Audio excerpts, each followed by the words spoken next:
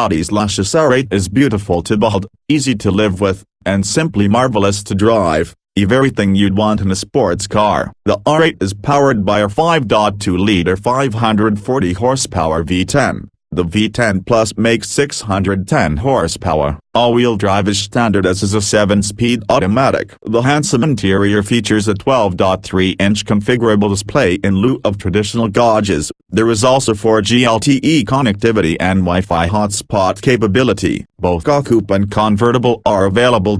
More than 2 years have passed since Audi unveiled its second-generation R8 Supercomp, which migrated from its former Lamborghini Gallardo underpinnings to those of the mightier Huracan. The current high-water mark among road-going R8s is the viciously quick, 610 horsepower V10 Plus Coupe, which we have fully vetted in Euro-spec form, in a comparison test, and at lightning lap. This test represents the first time we've strapped our test equipment to the new for 2017 R8 Spyder, which initially is offered only with the R8 Space 540 horsepower V10. We haven't previously tested this powertrain in any R8. A 610 horsepower V10 Plus Spyder is coming in 2018, and other powertrains are planned for both body styles. After experiencing the Plus model so often, would a 540 horse R8 feel inadequate? We also wondered if the soft roof would be accompanied by a softer character, considering that all R8s with this version of the engine ride on adaptive magneto-archaeological dampers instead of the sports suspension found in the V10 Plus. Ragtops are innately social machines,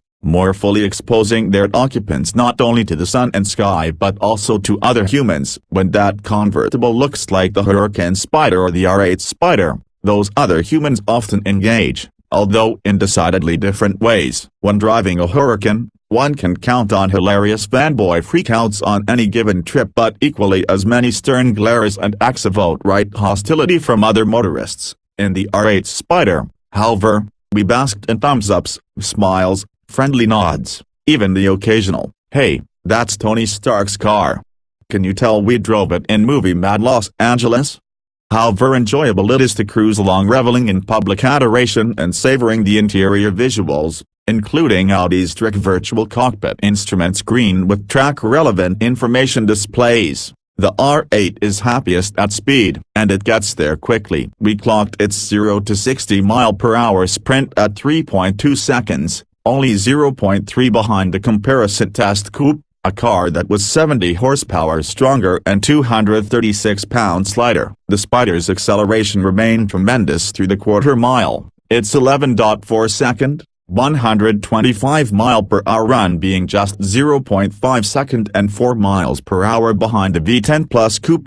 As with other Huracans and R8 V10s, the real fun is found in the upper reaches of the tachometer, making the trip to its 8,500 revolution per minute redline even more rewarding. The ancillary benefit of running it to redline, and one of the most enticing aspects of the Spyder, really, is how the mellifluousness notes of that port and direct injected, naturally aspirated V10 can find your eardrums with no interference from window glass or roof structure. High-revving non-turbocharged engines with double-digit cylinder counts are an endangered but still enticing species, so we almost never turned on the 13-speaker Bang & Olufsen audio system, opting instead to save the engine's sounds. Lowering the glass rear window with the roof and side windows raised filters out atmospheric noise, leaving the cabin awash in the blissful bellow of unembellished, rapid-fire internal combustion. The open-air R8 accelerates, turns, and stops quickly, but none of that happens suddenly or unpredictably, in contrast to what we noticed in the V10 Plus during lightning lap. It should be noted, however, that we didn't lap ver during our time with the Spyder. The standard cross-drilled wavy-edged brake rotors delivered a blockbuster performance, marked by steady, firm pedal action, summoned to halt the Spyder from 70 mph.